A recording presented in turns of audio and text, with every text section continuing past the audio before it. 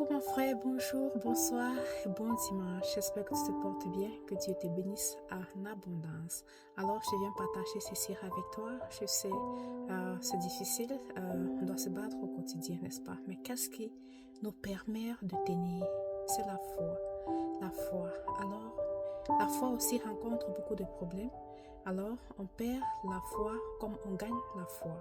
Alors ici, je ne vais pas parler de comment il peut arriver, des différents moyens qui peuvent te faire perdre la foi.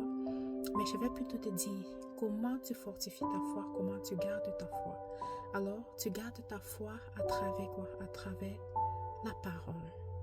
La parole est la première chose, la première clé qui va te permettre à conserver, à garder, à fortifier et à faire grandir ta foi. Alors, pourquoi aujourd'hui je touche le côté de la foi? Parce que nous sommes nombreux, voilà, qui courons vers certaines églises. Ce n'est pas l'église qui te sauve, qui va te sauver. Ce n'est pas l'église qui te sauve, n'est-ce pas? Mais c'est la parole de Dieu, n'est-ce pas, que tu vas rencontrer dans cette église. C'est ça ce que tu vas recevoir, cette parole que tu vas recevoir. C'est ça qui va te transformer, c'est ça qui va te sauver. Alors, il y a beaucoup de gens qui vont vers les églises parce que il y a des gens qui viennent avec beaucoup de témoignages. Parce que son voisin, sa voisine est venue dire, bon voilà, dans notre église, voilà comment ça se passe, il y a beaucoup de miracles, il y a beaucoup de témoignages. Mais toi, tu y iras une fois, tu vas aller aujourd'hui, peut-être on va prier pour toi. Alors, tu vas aller, tu vas te retrousser, tu vas faire 1 semaine, 2 semaines, 3 semaines, sans plus y aller, non. Alors, c'est pas ça, mon frère, c'est pas ça, ma soeur.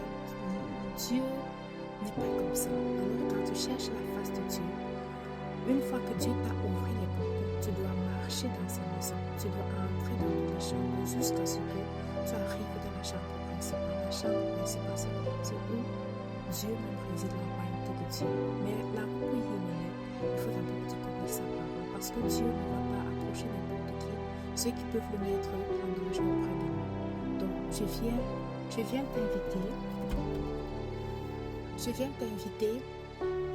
t'inviter vraiment à commencer à acheter ta Bible. Tu n'as pas une Bible, achète une Bible, commence à lire la parole. Dans cette parole, tu vas rencontrer Dieu.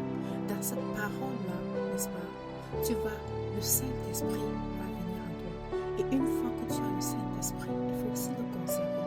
Parce qu'il y a beaucoup de gens qui prient et une fois que le Saint-Esprit est en eux, ils perdent le Saint-Esprit. De la même façon que le Saint-Esprit vient en toi, il peut aussi partir.